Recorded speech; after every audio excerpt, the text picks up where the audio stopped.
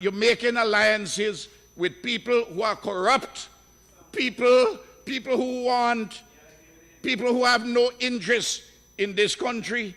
They wouldn't come here to live.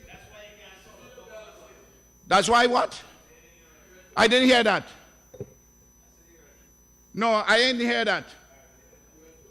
Because I will answer every one of you all with your duplicity and your attempt to corrupt the political system in this country with mind benders. So go ahead, don't support something legitimate. And the people will hear this. They're not listening at this away, you know. But they will hear it. You're innocent. You don't even know what's happening. They're leading you astray. You in South Leeward, they're leading you astray. And I'll tell you this. They're keeping the member for Central Kingston in the dark. And there are a lot of lawyers involved in your party. And a lot of scam artists who want to rip off this country. Remember, after the election, when we win, you will come to me and say, Ralph, you were right. The scales have now fallen off my eyes. Thank you very much.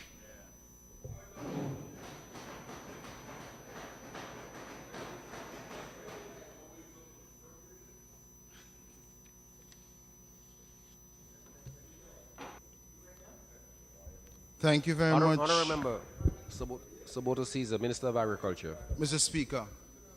Mr. Speaker, I rise this morning to give my full support to the bill before us being debated, and particularly so since the Honourable Member for East St. George so eloquently outlined the critical importance of this bill to the advancement of the Medicinal Cannabis Authority, the Agricultural Modernization Project, the Blackfish Project, and the BNTF 9, all of which fall under portfolios in my ministry.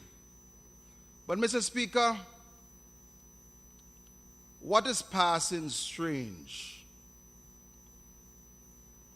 is that yesterday, a few hours ago, we sat in this parliament, and on both sides of the house, we commended titans who fought for our freedom and our independence. Persons showcased awards, received that independence, and there are only 2 members, or probably 3 members of this honorable house who were not born at independence, and I'm really sorry I missed the opportunity to be there. But Mr. Speaker, it's passing strange that just a few hours after, we are speaking about selling a national document, passports. And I wonder, Mr. Speaker, if we allow these floodgates to be open, persons who are listening, if the flag is supposed to be sold for some money, we'll sell the flag. And if you comparing the passport with cattle, man, it's Mr. Speaker, as I said, it's passing strange when you hear people speak about their love for country. When people speak about being nationalistic and patriotic, that it comes at a particular cost, and some persons want to value it in money. Well, I want to say this, Mr. Speaker. I did not come a few hours ago and lament on where I was on Independence Day, because I wasn't born as yet. But as long as I have life in my body, I will not support the selling of the Vincentian passports.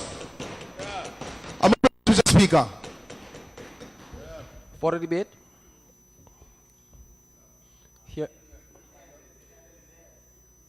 Hearing none, I propose that the Minister of Finance pull this all together.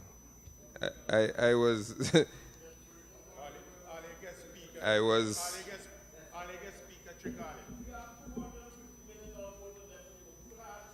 I was I was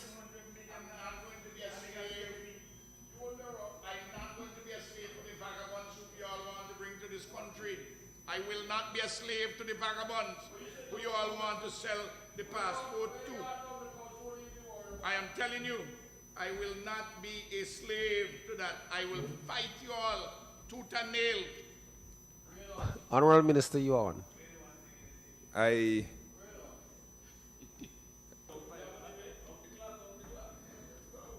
I would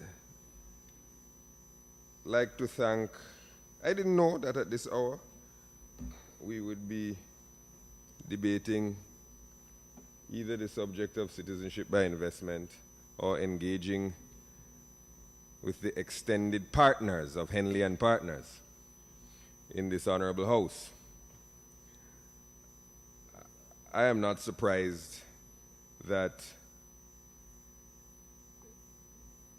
there's a willingness even to halt implementation and to not support this bill in advance of the cause of selling passports. It's incredible. It's also incredible that we're talking about going to the regional government securities market to get these bonds, treasury bills and the like. And we're talking about a logjam. St. Kitts CIP earnings just fell by 30%. But we go talk about that. We go talk about that. St. Kitts also went to the IMF, and we never went to the IMF while they were selling passports. Don't get me started, you know. Don't get me started. But what I'm saying is,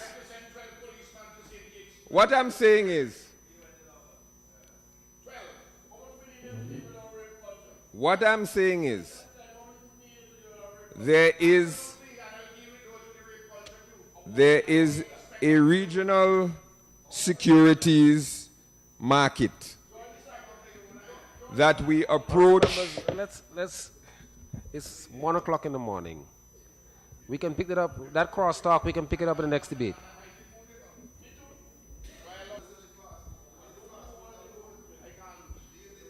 There is, Mr. Speaker, as I indicated in my presentation, we're trying to get...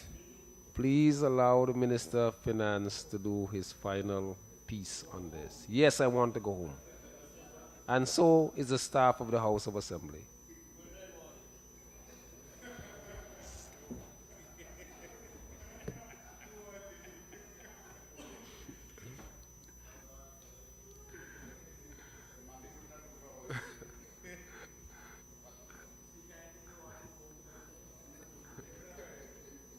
I don't know if this is the witching hour or the silly hour. I don't know what's going on.